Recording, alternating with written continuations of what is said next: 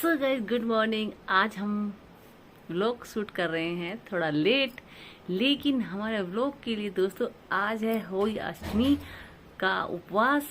तो वो की बच्चों के लेके जाता है। तो होली अष्टमी का उपवास करने के लिए मैं क्या बना रही हूँ दिखाती हूँ आपको।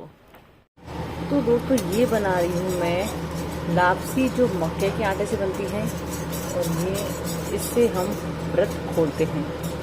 तो चलिए बनाते हैं हमारी लापसी। इसमें मक्के का आटा भुन चुका है। अब इसमें डालना है हमें घी। अब घी अपनी मर्जी से कम मत्ती डाल सकते हैं, जितना डालना चाहें।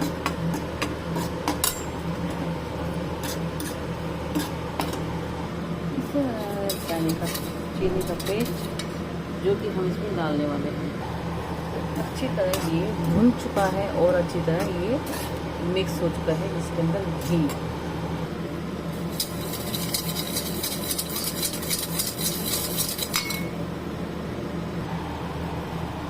अब इसमें डालेंगे चीनी वाला पानी और करते हैं मिक्स।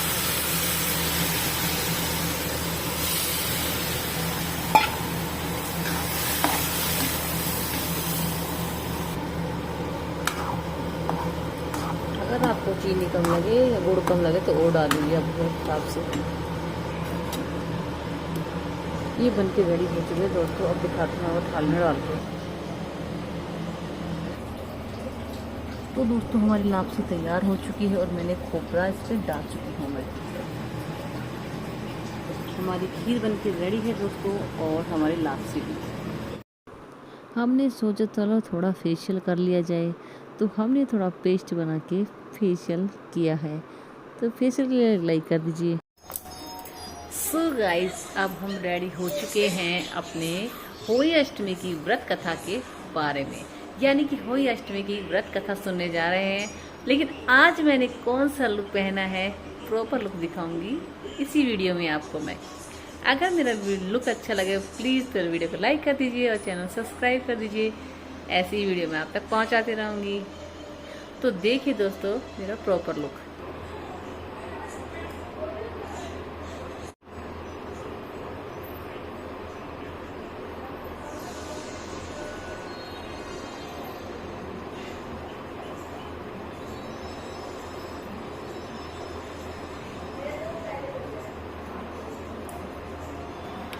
तो सो गाइस मैंने जो कपड़े पहने हैं, ये प्रॉपर ड्रेस है मेरी। ये मेरी बताती है कि ये मेरा पोमचा है, यानी कि पीला पोमचा और चुनरी अलग अलग चीज़ है। आप ये मत बोलना कि वीडियो में कि जिस दिन आपने ये पहना था आज भी पहना, क्योंकि इसका लुक अलग है। सो मैं आपको पूरी वीडियो दिखा चुकी हूँ, और फिर से भी एक बार आपको मैं दिखाऊंगी कि अगर ठीक से नज़र नहीं आया तो दोस्तों इसमें देखना, ये देखिए अलग से, ये देखिए आप, ये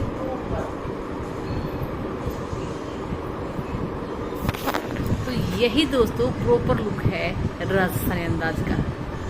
तो आपको राजस्थानी अंदाज कैसा लगा वीडियो में कमेंट अवश्य करिए। तो सुनते हैं हम कथा और मिलते हैं कथा में। तो जिस दिन की तरह हमें आज भी यही करना पड़ेगा कि हमें सबसे पहले सिंदूर लेना है। इसमें हमें चारों तरफ टीका लगाना है।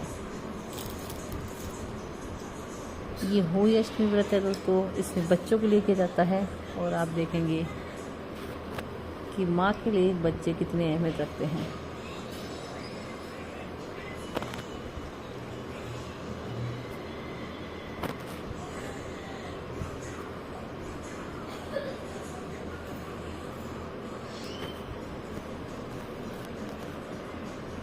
स्वास्थ्य के बारे में दोस्तों ये बात ध्यान रखिए, कभी स्वास्थ्य को आप यहाँ से ऐसे काटे फाटे ना, यानी कि बिल्कुल प्यारा सा बनाइए, इसको काटते नहीं हैं। और हमने स्वास्तिक बना दिया है। इसके ऊपर हम गणेश जी रखते हैं साइड में, और ये चांदी का छल्ला रखना अनिवार्य है, यानी कि आपको सबको रखना पड़ेगा।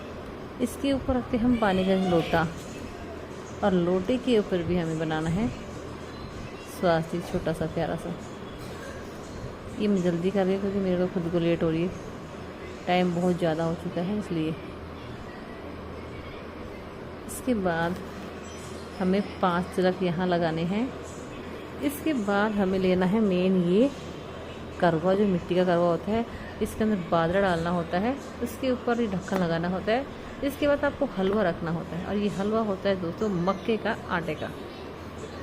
और इसको ढकने के लिए हमें चाहिए कोई कपड़ा, यानी कि कोई साड़ी या सूट या ब्लाउज का पीस चाहिए आपको। तो मैं यहाँ रखती हूँ यहाँ पे साड़ी, तो मैं इसको प्रॉपर ठीक से रखती हूँ और आपको दिखाती हूँ। तो दोस्तों मैंने इसके अंदर ये रख दिया है पानी का लोटा ये, और इस जो लोटे में बाजरा रखा था उसी बाजरा से थोड़ा सा हमारे हाथ में लेके हमें कथा सुननी है, यानी कि हमें होली अष्टमी की कहानी सुननी पड़ेगी बाजरा लेके। तो दोस्तों हमने तिलक लगा चुके हैं, हम सारा काम कर चुके हैं, अब हमने दाने ले चुके हैं, अब सुनते हैं हम कथा। तो होली अष्टमी की कथा इस प्रकार है। एक साहूकार के 7 बेटे बहुएं थी, एक बेटी थी। कार्तिक के महीने में दिवाली से पहले अष्टमी को अपने मकान की लिपाई पुताई करने के लिए 7 बहुओं अपनी इकलौती ननद के साथ जंगल में जाकर खदान से मिट्टी खोद रही थी, यानी कि जहाँ मिट्टी लाते हैं वहाँ मिट्टी खोद रही थी। वहाँ पर स्याऊ माता की मात थी, यानी कि उनका स्याऊ माता का घर था। मिट्टी खोदते समय ननद के हाथ से कुदाली स्याऊ माता के बच्चों पर लग गई, वह तुरंत मर गए। इस पर स्याऊ माता बहुत नाराज हुई और बोली कि मैं तेरी कोख बांधूंगी। ननद अपनी 7 भाभियों से बोलती है कि तुम में से कोई अपनी कोख बंधवा लो। तब 6 भाभियों की कोख बंधवाने से इनकार कर दिया, परंतु छोटी भाभी सोचने लगी कि यदि मैंने भी अपनी कोख नहीं बंधवाई तो सासू जी नाराज होगी। यह सोचकर ननद के बदले में छोटी भाभी ने अपनी कोख बंधवा ली। इसके बाद छोटी बहू के जो बच्चा होता वही मर जाता। एक दिन अपनी पंडित जी को बुलाकर पूछा कि मेरी संतान 7वें दिन मर जाती है, इसके लिए क्या करूं? तब पंडित जी ने कहा कि तुम सुरही गाय की सेवा करो। सुरही गाय स्याऊ माता की भाईली है, यह तेरी कोख खुलवा देगी, तो तब ही तो मेरा बच्चा जिएगा। अब वह बहुत जल्दी उठकर चुपचाप सुरही गाय के नीचे साफ सफाई कराती। गाय के पैर से लंगड़ी थी। गौ माता बोली कि हर रोज उठकर कौन मेरी सेवा करता है, मैं आज देखूंगी। गौ माता खूब सवेरे उठती तो क्या देखती कि साहूकार की बहू से नीचे साफ सफाई कर देती। गौ माता से बोली कि क्या मांगती है? साहूकार की बहू बोली कि स्याऊ माता तुम्हारी भाईली है, उससे मेरी कोख बांध रखी है, मेरी कोख खुलवा दो।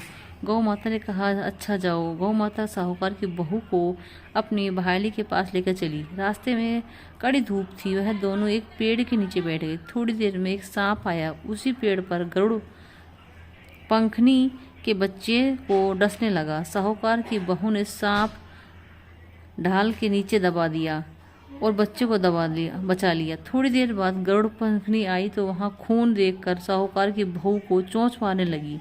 साहूकार की बहू ने कहा कि मैंने तेरे बच्चे को नहीं मारा, बल्कि सांप के बच्चे को मारा है। बच्चे को मारने आया था, तुम्हारे बच्चे को। मैंने तेरे बच्चे को रक्षा की है। यह सुनकर गरुड़ पंखनी बोली कि मांग, तू क्या मांगती है? वह बोली 7 समुद्र पार स्याऊ माता रहती है, हमें तुम उनके पास पहुंचा दो। गरुड़ पंखनी ने दोनों को अपनी पीठ पर बैठाकर स्याऊ माता के पास पहुंचा दिया। स्याऊ माता ने उनको देखकर बोली कि आ बहन, बहुत दिनों में आई है, बातें करते हैं। समय स्याऊ माता के बीच ने कहा कि बहन, मेरे सिर पर जुएं पड़ गई है। सुराही ने कहने पर साहूकार की बहू ने सिर की सारी जुएं निकाल दी। इस प्रकार स्याऊ माता के प्रसन्न होकर कहा कि मेरे सिर की सारी सफाई हो गई है, इसलिए तेरे 7 बेटे और 7 बहुएं होंगी। यह बोली कि मेरे एक भी बेटा नहीं है, 7 बेटे कहाँ से आएंगे माता? स्याऊ माता बोली वचन दिया, वचन से फिर तो धोबी की कुंड में कंकड़ी हो जाऊं। साहूकार की बहू बोली तो मेरी कोख तो तुम्हारे पास बंद पड़ी है। यह सुनकर स्याऊ माता बोली कि तूने तो मुझे ठग लिया, मैं तेरी कोख खोलती तो नहीं थी, पर अब खोलनी पड़ेगी। जा, तेरे घर पर तुझे 7 बेटे 7 बहुएं मिलेगी, तू जाकर 7 उद्यापन करियो, 7 होई बनाकर 7 कढ़ाई करियो। वह लौटकर घर आई तो देखा कि 7 बहुएं 7 बेटे और 7 उद्यापन किए, 7 कढ़ाई करी। शाम के समय जेठानियों आपस में कहने लगी कि जल्दी जल्दी पूजा कर ले, कहीं छोटी बच्चों को याद करके रोने न लगे। थोड़ी देर बाद उन्होंने अपने बच्चों को कहा कि अपनी चाची के घर जाकर देख कर आओ, आज अभी तक रोई क्यों नहीं।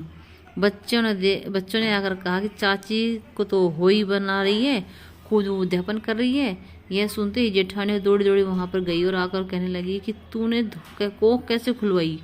उसने कहा कि तुमने तो कोख बंधवाई नहीं थी, सो मैंने कोख बंधवा ली थी, परंतु अब शाहू माता को ने दया करके मेरी कोख खोल दी है। शाहू माता जैसे साहूकार की बेटी की कोख खोली, वैसे ही हमारे सब परिवार की कोख खोलते न कहता सुनता उकारा भरता और सारा परिवार ने खुशी राखियो।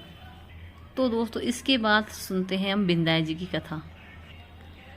एक बार बिंदाई जी महाराज एक चुटकी में चावल एक चम्मच में दूध लेकर घूम रहे थे कि कह रहे थे कि कोई मेरी खीर बना दो। एक बुढ़िया माई बोली कि ला खीर बना दूं, पर वह एक छोटा सा कटोरा ले आई। तब बिंदाई जी बोले, बुढ़िया माई कटोरा क्यों लाई हो, भगोना लाकर चढ़ा दो। तब बुढ़िया माई बोली कि इतने भगोने का क्या करेगा, कटोरा ही बहुत है। बिंदाई जी ने कहा तू चढ़ा तो देख। बुढ़िया माई भगोना चढ़ा दिया, चढ़ाते ही दूध से भर गया। फिर बिंदाई जी कहा कि मैं बाहर जाकर आता हूँ, खीर बना कर रखियो। खीर बनकर तैयार हो गई, परंतु बिंदाई जी महाराज नहीं आए। तो बुढ़िया माई को मन ललचा गया और वह दरवाजे के बंद करके पीछे खीर खाने लगी। यानी कि बुढ़िया माई की बहू ने है ना जो पीछे से खीर सोची कि पूरे गांव को न्योता देने लगे हैं। बिंदाई जी ने कहा कि पूरे गांव में ढिंडोरा पिटवा दे कि मेरे घर खीर का भोग है। तो वो बुढ़िया माई ने सारे गांव में कह दिया। तो बहू को लगा कि सारे गांव में ये जीवने के लिए आएंगे तो मेरे लिए तो खीर बचेगी भी नहीं। तो इसलिए बुढ़िया माई की बहू ने क्या किया कि थोड़ी सी दाल की खीर और उसको फटाफट से ठंडी करके और गेट के पीछे छुप के उसने खा लिया।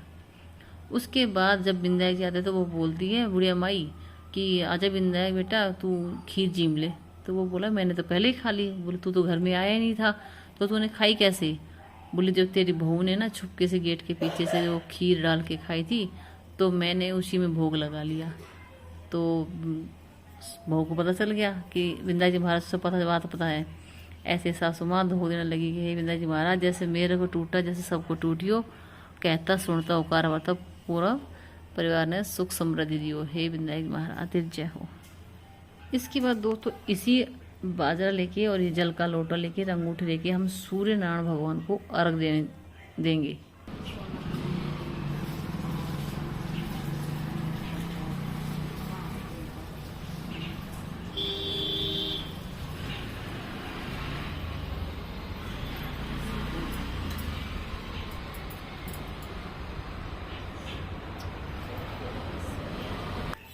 तो दोस्तों हमने अर्घ दे लिया है। अब इन सामान को उठाते हैं।